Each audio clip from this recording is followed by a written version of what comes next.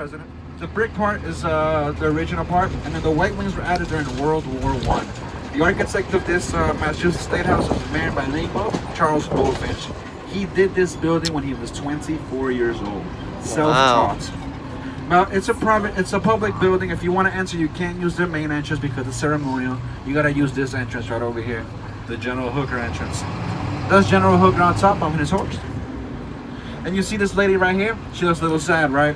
Her name is Mary Dyer. See where it says Quaker? Yep, she was a Quaker and not a Quacker. Don't get confused. So she came here and she was a Puritan, right? She later converted to Quakerism. The Puritans weren't happy about that. See, they came here seeking religious freedom, but immediately they mattered to everybody. They would execute everybody else. So when she converted, put that in your back pockets. Look on the right-hand side of 122 Bowden Street. I'm gonna continue in just a moment. Don't worry about it. It's very important.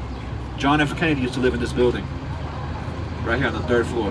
Wow. All right, back to Quakerism. So she came here, right, and she was banished from the city. And she was a Puritan, and everything was good. When she became a Quaker, they said, "Get out of here." She came back. He said it again. Come back. She became a martyr for religious freedom and freedom of speech. On the left-hand side, you'll see this dark looking church. No longer the church is being converted to condominiums. It used to be the church called St. John the Evangelist. It had a preacher. His name was Lyman Beecher. Preacher. Well, this guy wasn't that famous, but if it wasn't for him, he wouldn't have had his daughter, Harriet Beecher Stowe.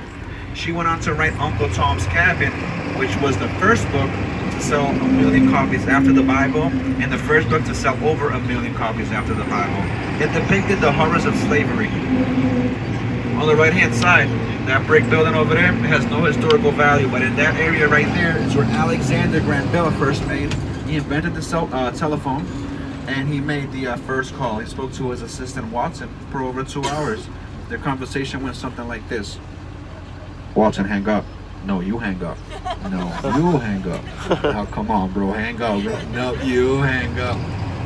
But fun fact is, can you believe that he also made the first 911 call? True story. You know why? He was so excited to finally reach somebody on the other line. There was only 2 phones. Then he spilled acid on himself. So he said, "Watson, come here. I need you."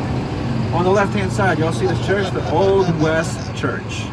This used to be a stop on the Underground Railroad, where slaves would be hidden before they made their way up to Canada. That used to be also, when it was a church, a polling place. It was also a library at one point in time. Nowadays, it's just a daycare. But see, John F. Kennedy lived on the top of the hill. He walked down with his wife and voted probably for himself, to be honest with you. Now, I can't confirm nor deny that. It's just because it's anonymous, right? It's a confidential thing. Look on the right-hand side. Y'all see over there, the second story of windows? Y'all see a frog face over there? If y'all didn't see it, I'll try to point that out later. It's called the green light. I like to point that out anyhow. Some of y'all may have seen it, some of y'all not. This area of the city was called the West End. Anybody familiar with Leonard Nimoy? Spock? From Star Trek? Yes. Well, he lived here and he grew up in this area. This was composed of tenement houses. They're 4 stories tall, 3 windows wide. It's absolutely ridiculous how small they are. This is the last standing tenement building. You see the monkeys? Now look, keep on looking because you're gonna see it right over here. Can you believe 4 families lived here? The first floor is as big as my bedroom right now. Unbelievable, right? They call this area the greatest neighborhood this side of heaven. You see the bridge? It says it right over there. It's tattooed. And bridges never lie. That's how I know that. Now look, talking about bridges, y'all see that bridge right here on the right-hand side? That is the Leonard P. Zachem Bunker Hill Memorial Bridge. Well, that is a crowning jewel of a project that we